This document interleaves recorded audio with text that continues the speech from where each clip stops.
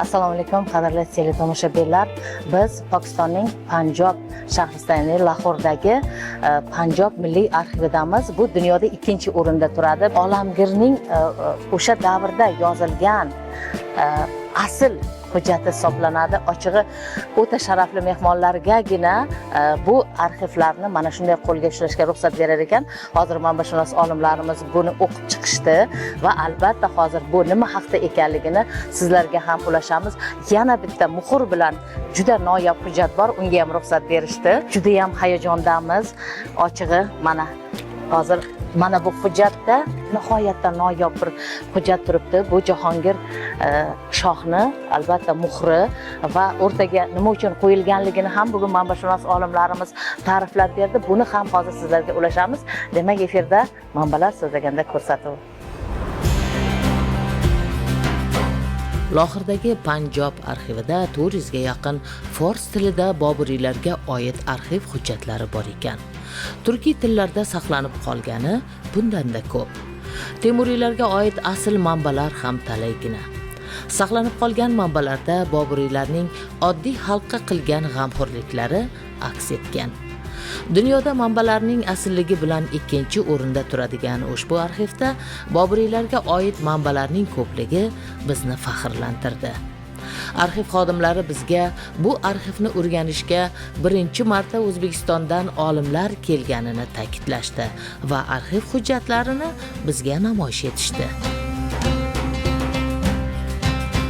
Qo'limdagi mana bu farmon. Bu yerda Boburiy podshoh Avrangzeb Olamgir tomonidan Mulla Abdul G'affor ibn Abdul Faysalning o'qishida nima deydi, yordam berish uchun chiqarilgan farmon. Endi bu shaxsni biz izlab ko'rishimiz kerak. Bu shaxs muasir Olamgirida bo'lishi mumkin. Biz uni qidiramiz borganimizdan keyin, lekin tabarruklik shundaki, hozir muzey direktorining aytishiga qaraganda original. Ustiga nima laminatsiya qilingan ekan, original. Endi Avrangzeb podshoh taxtga o'tirgan yili 1658-yil. Endi bu qachon chiqargan, hozir buni keyin balki taglarda bordi. 1658-1707-yillarda Avrangzeb taxtda o'tirgan, salkam 50 yil davomida. Har qanday holatda ham bu qo'limizda yonimizdagi hujjat bu, demak 350 yil atrofida chiqib kelyapti. Mana shu qog'oz shungacha yetib kelgan. Mana bu qo'limizdagi qog'oz Shohjahon davrida chiqarilgan hukm, buyruqlardan, farmonlardan biri, ya'niki askariy ismli bir ayolga moddiy yordam berish to'g'risida. Bu yerda Shohjahonning muhri turibdi mana. Endi muhr haqida Boburnomada bir ajoyib bir ma'lumot keltiriladi. Muhrni qayerga qo'yish? Mana hozir bugungi kunda qog'ozlarda qog'ozning oxiriga qo'yasiz, tagiga qo'yasiz. Bu yerda esa yuqoriga qarang, o'rta qismga qo'yilgan. Bobur mana shu arg'unlar bilan bu voqea bo'ladi 1507-yilda Qaldahorga yurish qilganida. Arg'unlar bilan ularning o'rtasida bir-biriga nisbatan avvalgi yaxshi munosabat bo'ladi. Lekin arg'unlar Boburga yozgan xatda muhrni tagiga qo'ygan bo'ladi. Bugungi kunda tagiga qo'yilyapti. Bu esa o'sha paytda haqorat sanalgan. Ana shuning uchun ham Bobur arg'unlarga qarshi yuradi-da, Qandahorni keyinchalik undan tortib olgan. Bu muhrning qo'yilishi joyiga o'ziga hurmati bor. Bobur aytadiki, beklarga yozganda yoki yirik beklar kichikroq beklarga yozganda tagiga qo'yar ekan, hurmatsizlik qilib. U arg'unlarning mana shu muhrni nima deydi, Boburga nisbatan hurmatsizlik deymizmi bo'lgani uchun Bobur buni batafsil Boburnomada keltiriladi. Mana buni qarangki, haqiqatan ham mana shu podshohning farmoni edi, mana o'rtada turganiga e'tibor qilamiz. Ya'ni hurmat bilan podshohning farmoni o'rtada turishi kerak. Vaholanki bu bir ayolga moddiy yordam berish to'g'risidagi hujjat edi. Arxivning muzeyida Boburiylarga oid manbalar shu qadar ko'pki, ularni tadqiq etish juda muhim. O'sha davrda musavvirlar tomonidan chizilgan suratlar, inglizlardan omon qolgan osori atiqalar, turli asarlar diqqatimizni tortar, go'yoki o'sha davrga tushib qolgandek o'zimizni his qildik. Akademik Azamat Ziyo manbashunos bo'lgani bois ko'plab manbalarni aslidan o'qib bizga tarjima qilib, Avrangzebning farmonini o'qib berdilar. Avrangzebning farmoni. Shun bemujibi farmoni oliy shoni Hazrat Mavozi deb boshlanyapti mana.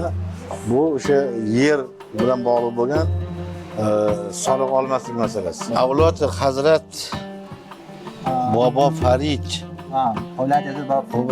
Shukrganj va G'ulom Muhammad Choudhury Piri Muhammad falan और बुदान अक्सर औकात बुदान व अक्सर औकात ये मसला हाजिर में शुमार अमल का मौसूल पर हर दो सगीर सन मस्तूर मेहरबानी बिस्यार मंदूबुल मबजूल मिफरत yani her dो सगीर सन नजर पर mavzul mifarmud o'sha joyga bularga tabarrukot berilgan narsalar tortiq qilingan mol mulk haqida ketyapti. Bizni diqqatimizni miniatyura asarlari tortdi. Musavvirlar har bir davrda nafaqat Boburiylar, balki Temuriylarning ham qiyofasini chizishgan ekan. Boburishunos olimimiz Botir Ali Yo'ldoshev bizga juda qiziq bir suratni sharhlab, bu surat Amir Temurning surati ekanini aytib qoldi. Olimimizning fikrlarini darrov yozib oldik. Bu suratni ko'rib siz ham hayratlanasiz. Arxivda Boburiylarning ko'plab suratlari saqlanar ekan.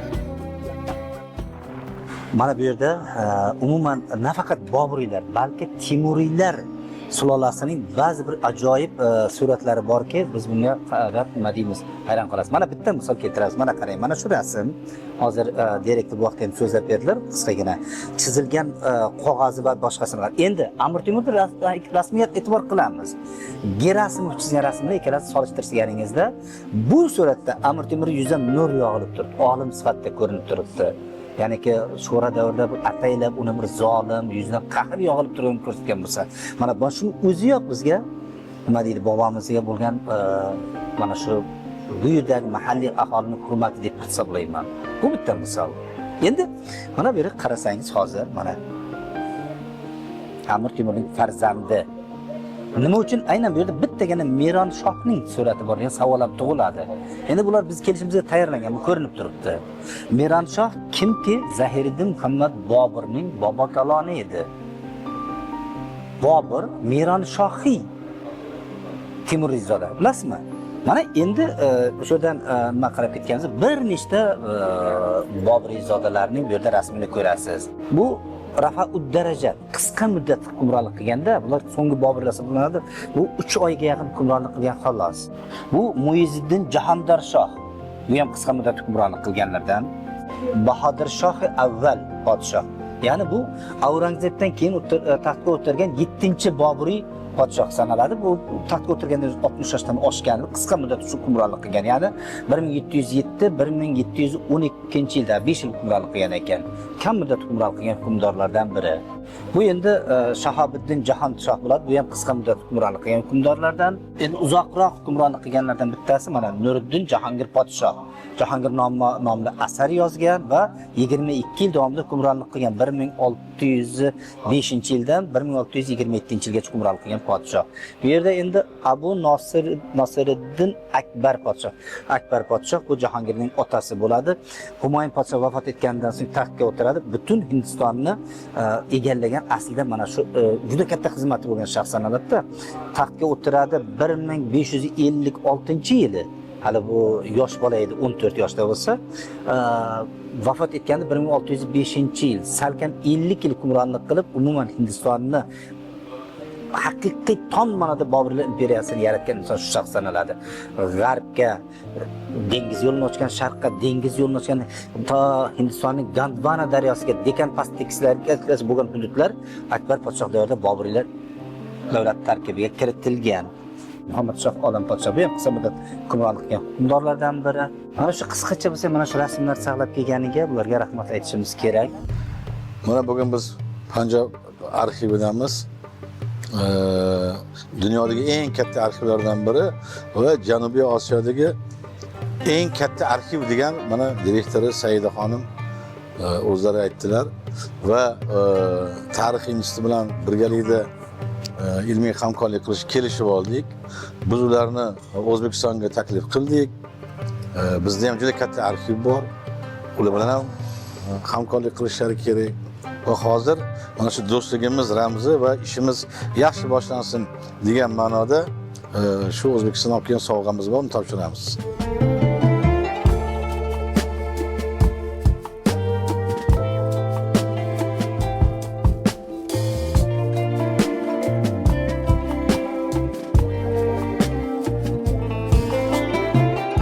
Arxivda Boburiylar davriga oid iqtisodiy islohotlar mavzusidagi hujjatlar ham saqlanib qolgan. Vaqt hujjatlarida yer masalalariga oid qozilarning muhrlari bosilgan, o'sha davrdagi mol-mulklarning Alloh mulkiga aylantirilgani bayon etilgan. Vaqf qilingan mulk sotilmagan, aksincha, keyingi avlodga o'tib, bu mulk Alloh yo'lida xalq manfaati uchun ishlagan. Masalan, olingan foyda talabalarga stipendiya qilib berilgan. Bu arxiv haqida oldin eshitganmiz, juda ham katta arxiv, mana aytilgandek, eng uzoq, eng tarixiy fondlari 1615-1620-yillar hujjatlardan boshlanadi. Bu o'sha Jahongir podsho davridan, keyin bu yog'i oxirgacha Boburiylar, keyin Sinxila davri, keyin o'sha kolonial ingliz mustamlakasi davriga oid hujjatlar yig'ilgan. Eng qizig'i, shu Boburiylarga oid iqtisodiy masalalar, yer mulkchilik, yer suv masalalari yoritilgan hujjatlar juda ham ko'p fors tilidagi bu arxivda. Bu biz uchun demak katta bir manba bo'lib xizmat qiladi. Ikkinchisi, bu 19-asrda bu Sinxlar hamda ingliz koloniyasi davrida O'rta Osiyo xonliklari bilan juda ham qizg'in savdo ketgan. Mana shu 300 dan ortiq fors tilidagi o'zi, ingliz tilidan tashqari, urdu tilidan tashqari fors tilidagi o'zi hujjatlarning o'zi 300 dan ortiq faqat o'sha savdo hujjatlari hisoblanadi. O'sha jamg'armaning nomi ham Trade with Central Asia deb qo'ygan, ya'ni O'rta Osiyo bilan savdo aloqalariga oid hujjat jamg'armasi. Va bu biz uchun, tariximiz uchun demak ochilmagan qirra, ochilmagan manbalardan biri desak bo'ladi. Arxiv muzeyini aylanib yurarkanmiz, arxiv rahbari Saida xonim bizga juda qiziq bir suratni namoyish etdi. Surat asl bo'lib, unda Temur 1402-yil deb yozilgan. Arxivda saqlanayotgan tangalar ham e'tiborimizdan chetda qolmadi.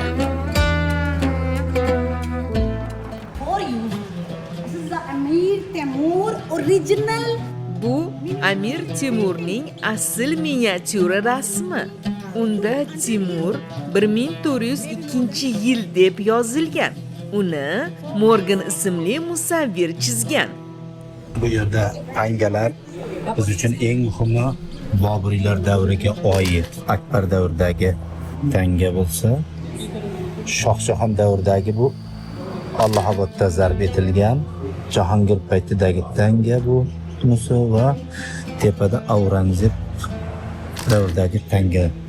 Undan keyin Ranjit Singh, Bahlulodi tangasi, Alauddin Xilji, G'iyosiddin Balban, Bahlulodi va ingliz lordlari Edward, William, Victoria, Ahmad Shoh Durranining tangasi ham bor ekan.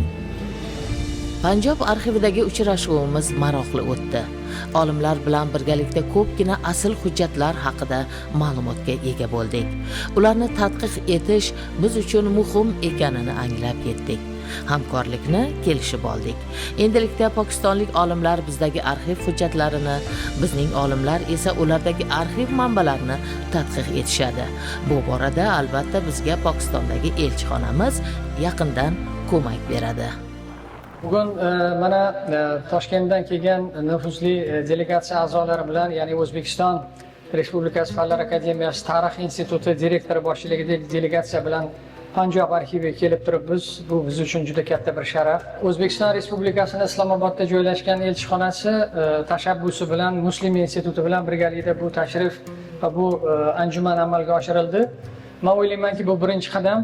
Lekin nasib qilsa albatta bu ishlarimiz hali davom etadi va mana bu yerda Panjob arxivida saqlanayotgan butun qo'lyozmalarni o'rganib, janob Azamat Ziyo aytganlaridek, ulardan chiqadigan bir ilmiy nurni bizni vatandoshlarimizga, O'zbekiston xalqiga ham yetkazishga men o'ylaymanki, elchixona ham, tarix instituti ham Panjob arxivi bilan birgalikda nasib qilsa albatta shu ishlarni amalga oshiramiz.